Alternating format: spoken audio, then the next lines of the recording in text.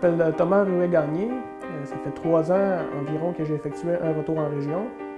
Je suis une personne qui est native du Bas-Saint-Laurent. Je dis Bas-Saint-Laurent parce que je suis né à Saint-Alexandre-de-Kamouraska. Ensuite, j'ai grandi à Rivière-du-Loup et puis j'ai habité quelques années à Cabano dans mon adolescence avant de partir à Québec compléter mes études postsecondaires. Donc, rendu à Québec, je me suis inscrit à l'École des pompiers au campus Notre-Dame-de-Foix. Donc, j'ai fait un DEP et ma technique en prévention pour ensuite être embauché sur une période de 3 années à la Ville de Québec comme pompier.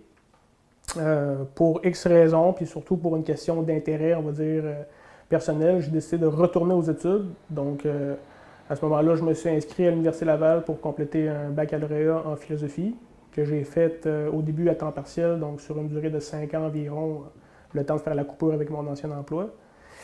Et puis, tout le monde s'en doute, là, on ne fait pas de la philosophie pour se mettre riche. Donc, à la fin de ça, j'avais besoin un peu de sous. Donc, je suis allé travailler à temps plein là, pour une compagnie de déménagement à Québec.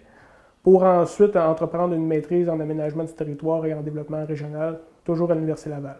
Donc, j'ai diplômé, là, on a quand même passé une grande période de temps. J'ai diplômé en 2015, puis sitôt la diplomation faite, j'ai appliqué sur un poste à la MRC Témiscouata.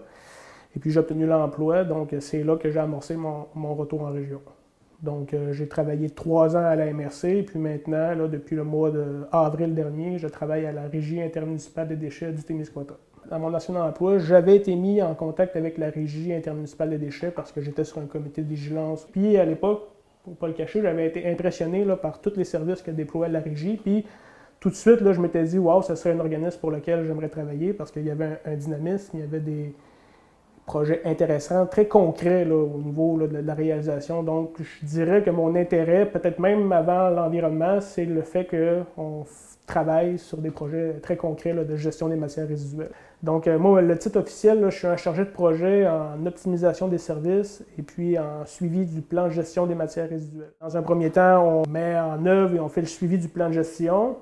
Puis, au travers de ça, on essaie le plus possible d'optimiser les services existants. Un exemple d'optimisation des services, à l'heure actuelle, les entreprises, les commerces, les institutions sont desservis au niveau de leur matière résiduelle par des conteneurs, mais ce parc de conteneurs-là est implanté depuis grosso modo le début des années 2000, donc il arrive, on pourrait dire, au bout de est au bout de sa vie utile, le parc de conteneurs. Donc, il faut faire, si on veut, des rondes d'inspection pour s'assurer que les équipements en place assurent un service de qualité pour le transporteur qui est à contrat pour la collecte, pour on va dire l'aspect physique des terrains, pour pas que les déchets débordent finalement. Donc, si personne ne passe jamais pour faire la ronde des conteneurs, tranquillement pas vite, ils se désagrègent, puis on ne peut plus offrir un service adéquat. Fait qu'il y a un volet développement, puis un volet consolidation des services. Ce qui est intéressant dans ce nouveau défi-là, de ce nouvel emploi-là, c'est que je peux mettre à contribution, on va dire, 2 capacités. C'est-à-dire une capacité à faire de la planification, à gérer l'information, à